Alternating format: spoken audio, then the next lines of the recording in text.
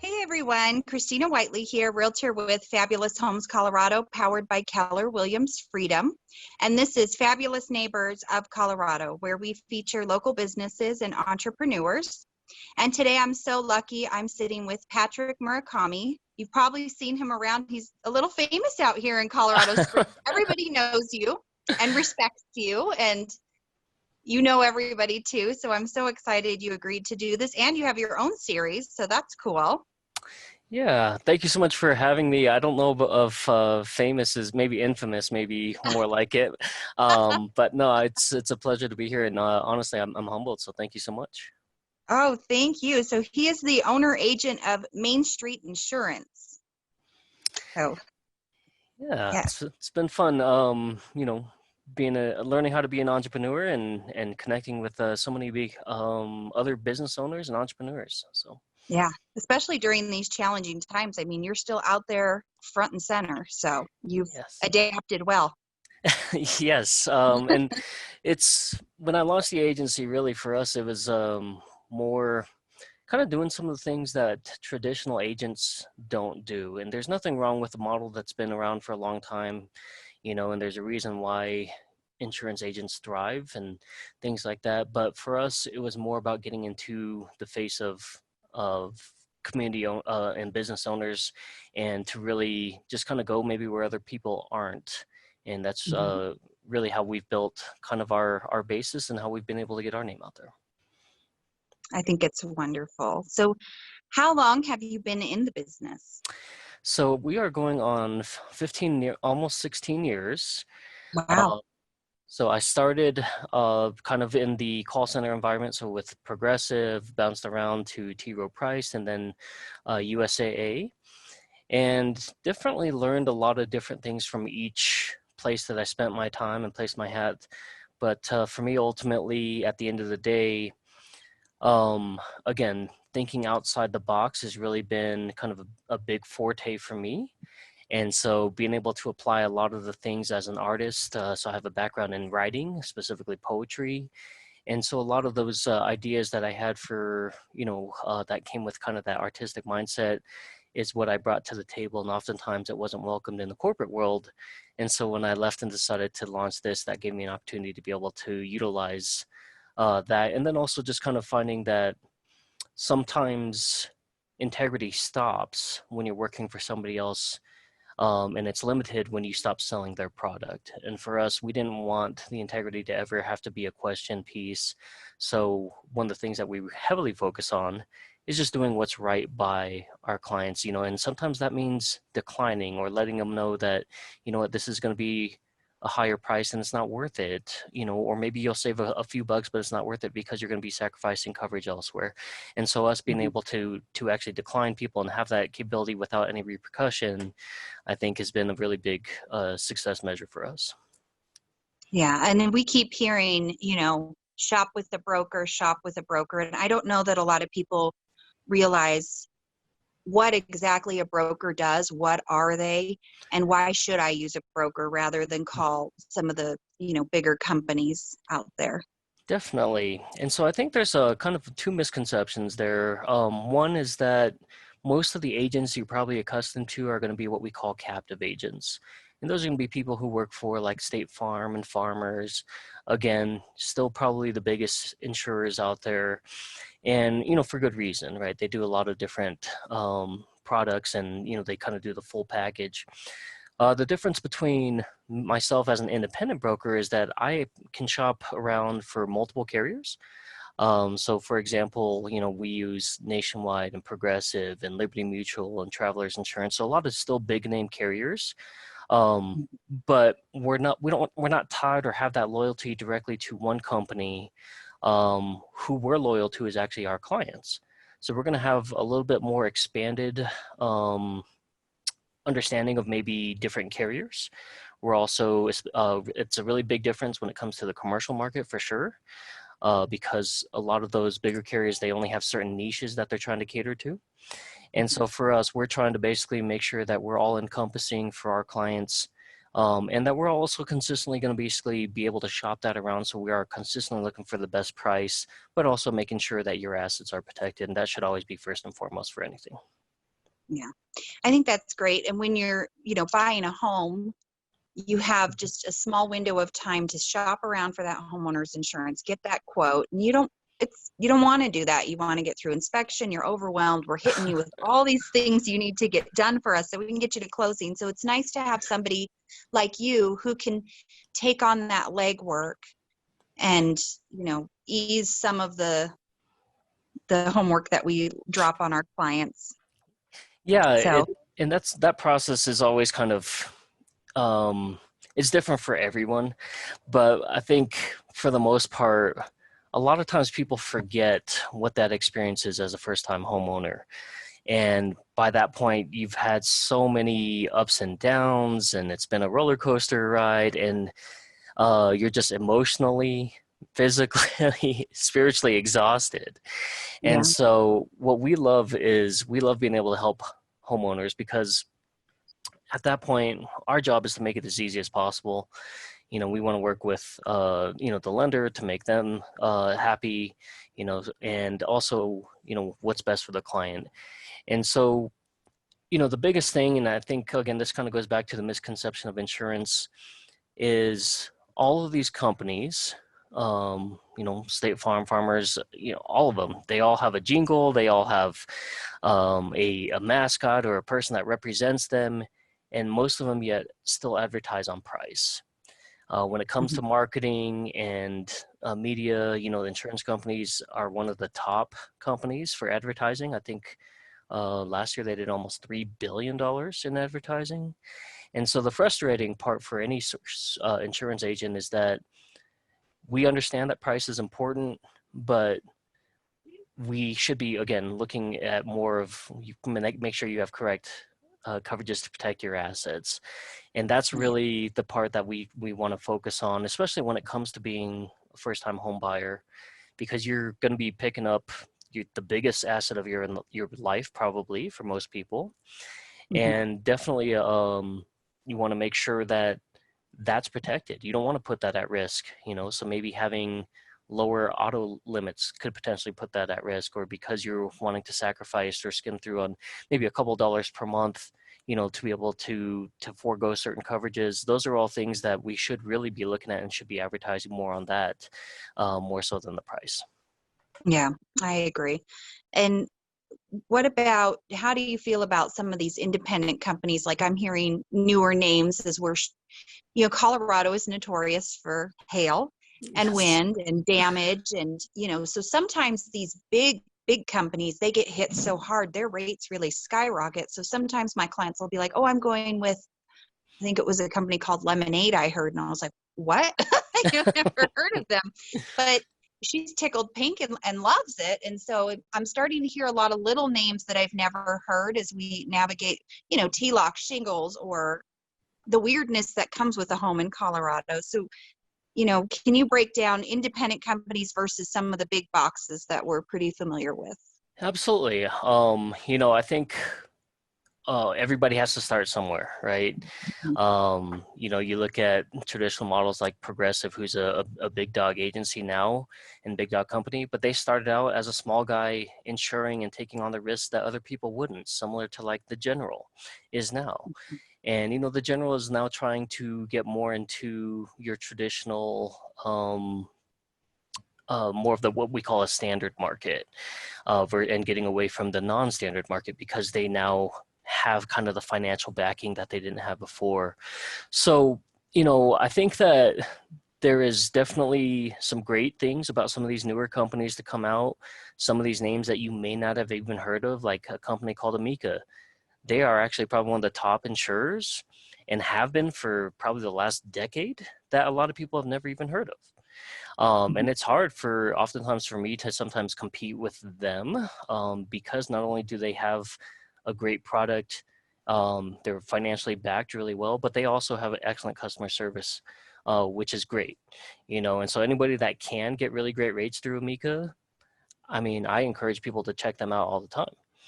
Um, Now, if you want something more of a personalized touch, you definitely, I recommend an agent versus an 800 number, if at all possible. Hmm. Because anytime that you have a relationship, somebody's invested more into you and they're going to care for you a little bit better. As an independent agent, again, I'm going to be a little bit more hands-on when it comes to the claims process. So I can definitely walk you through on some of those things. So I think your question was with the hail, what Yeah. is some of those things that we can do? So my recommendation all the time is to contact your agent first. If you don't have an agent, then I might actually recommend to contact maybe some local companies and actually have them take a look first, because um, oftentimes what happens, especially with a hail, is that you might file the claim and then you're just kind of bottled into whoever they send out. And sometimes that person that they send out, you're just one of maybe 25 places that they have to go to on that list, right? So for example, I have a couple of companies that I work with specifically for roofing, and they'll come out and they'll do an assessment. And honestly, you actually want the roofer to be able to try and get as much as possible. That doesn't mean that they're going to get everything that they request, but by being able for them to submit that, they can then work directly with the insurance company. They can Hmm. also request some of that. And then you also want to make sure that the company you're working with is going to be really reputable, because there's a lot of storm chasers, companies that you don't ever see or hear of. And a good way to indicate and see that is the one that's basically knocking on your roof as soon as a hail damage comes through. Um, and basically these guys are going to come out there trying to get as much money as they can, and oftentimes the work is not sufficient, it's not complete, they dissolve the business, whatever. So you want to look for somebody that's very reputable. Again, I have companies where, because they're my clients or because they work with my clients, they're going to go ahead and automatically do like a class 4 shingle upgrade. And if you're unfamiliar with that, that means that it's going to be a higher grade quality. Insurance companies are actually going to go ahead and give you a discount for that. And it's also going to help you over a long period of time, because if you don't have that class 4 upgrade, if you're outside of maybe that 10 to 12 year window for having a roof update, then it could potentially impact your rates. Okay. So yeah, those are some of the things that I would look at. Specifically, I have people reach out to me and I try to teach my clients to reach out before they file the claim. As for some of those other smaller companies, my best suggestion would be do your research. Um, Again, price is going to be probably where you're going to see most of the advertisements. I think there's a new company that is called a Root Insurance, and what their whole basis off is really what a lot of these other companies have started, and that's basically what the telematics program. So you're downloading an app, they're tracking your driving habits for a while, and then they're going to go ahead and give you your rate. And Oh. um, again, this was actually started by a bigger company. So Progressive did it. They had the patent for a number of years, and now almost every company has their variation and version of it. Traditionally, most agents aren't used to offering that and may still not be offering that Mhm. because it's been a number of years for anybody to be able to talk about that or to offer it from up front. But most companies do offer this already. So if you're not familiar with it, you can reach out to your current carriers and ask them if you can participate. Most companies, again, will track your driving habits. And this is really great product for teenagers, because you can actually correct a lot of their driving habits. If you yourself maybe have an iron foot or a lead foot, this can also be great for you to kind of teach yourself in terms of how to adjust some of those things. But it automatically rewards you some savings, and there's the ability to actually tack on some more savings by applying that as well.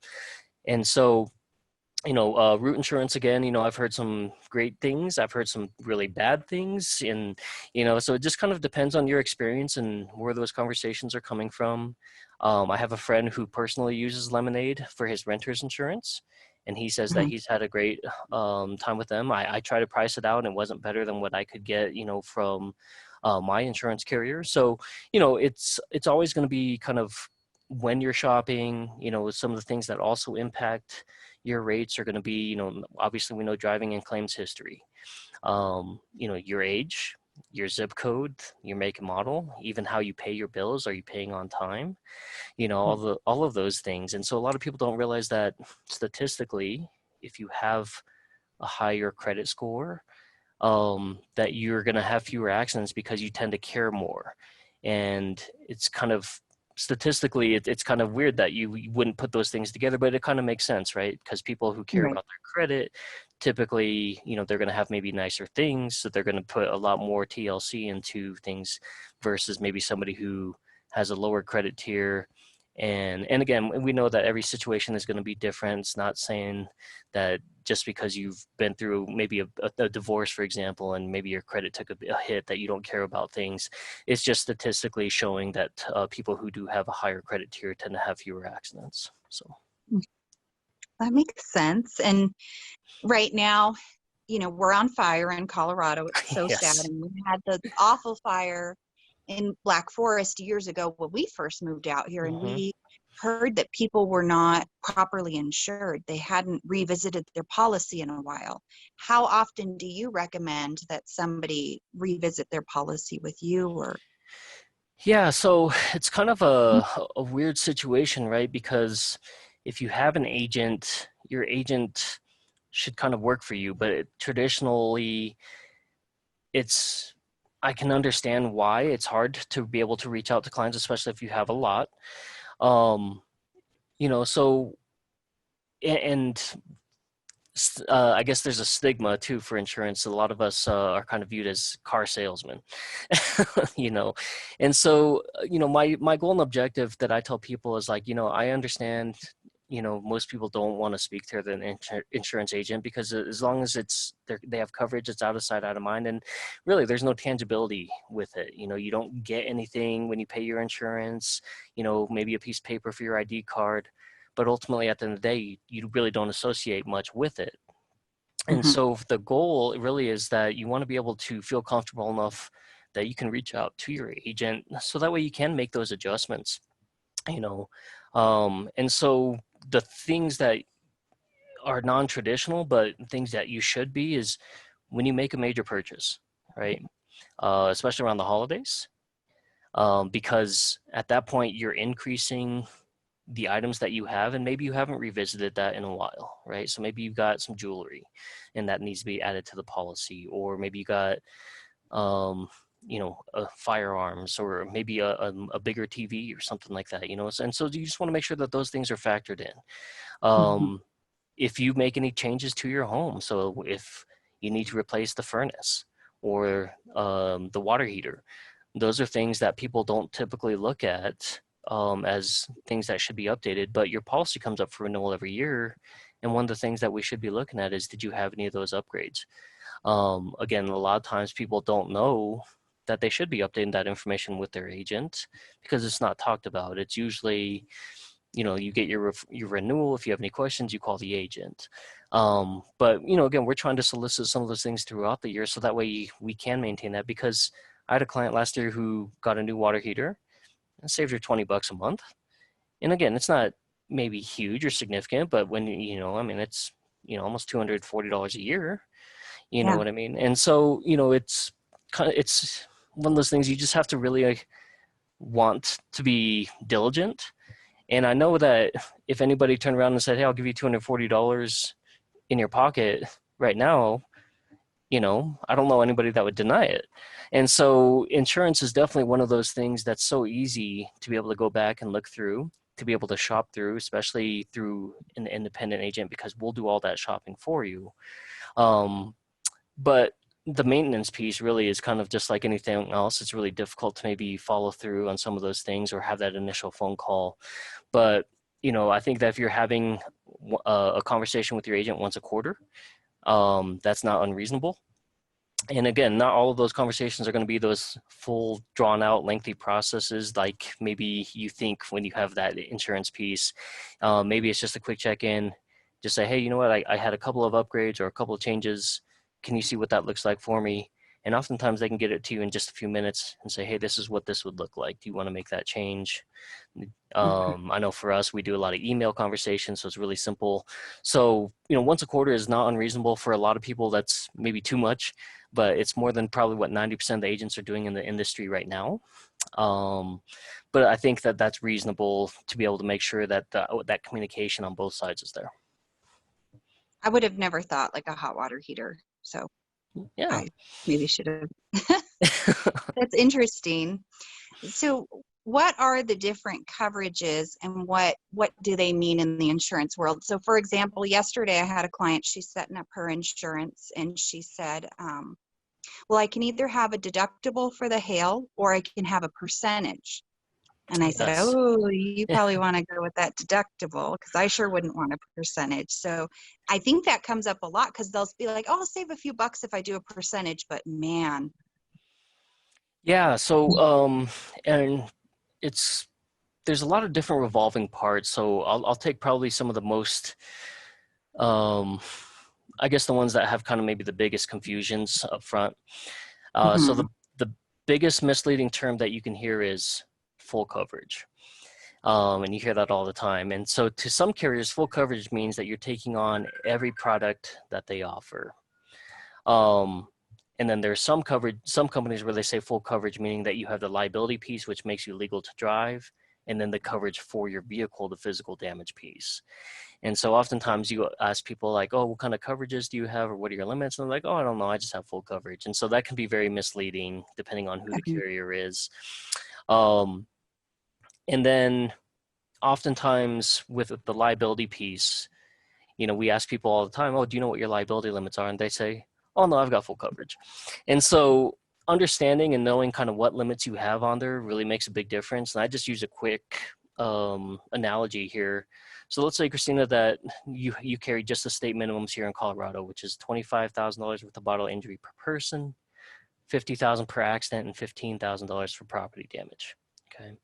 And so basically, if you were to hit a brand new Tesla, right off the bat, you're already out probably $40,000 to $50,000 out of pocket. I would just die if I did.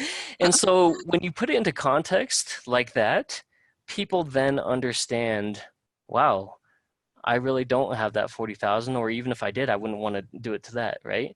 So if I tell you, so for an extra maybe $15 a month, we can double up your coverage or maybe triple your coverage and go to like a 100, 300,000 for the bodily injury piece. And now you have $100,000 for property damage. And then, you know, knowing that we live here in Colorado and ice happens, right? And it's oftentimes, how often do we read the news about multiple vehicle pileups, right? Mhm. So now you're covered in case something, and essentially insurance is basically designed to protect the very worst and kind of put you and restore you back to whole. So understanding just the basics is really going to go a long way. When it Mhm. comes to home, what you were referring to was the wind and hail deductible.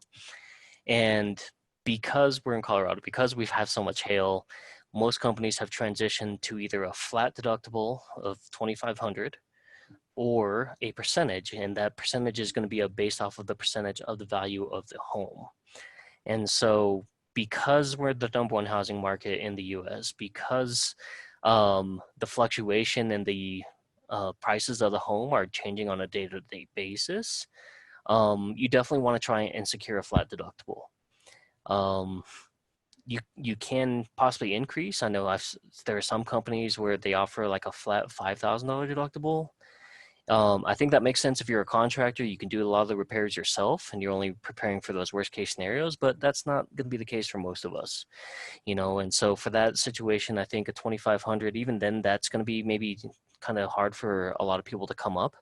And so one of the things that we should also be looking at is also having a deductible or a bank account set up for those emergency funds. And that's something that we talk about through the agency as well. Um, because you need to have those rainy day funds to be able to make sure that you get that. And again, it doesn't necessarily have to be for the auto and home, but you should have at least enough for your deductibles. Maybe if your vehicle is a little bit older and you don't, you own it outright, removing that physical damage coverage piece could also be a good factor. And instead of maybe using that money to pay for that monthly cost for the physical damage, that's something that you could put toward that emergency fund, and then you're putting money away toward that rainy day fund or just in case fund as well.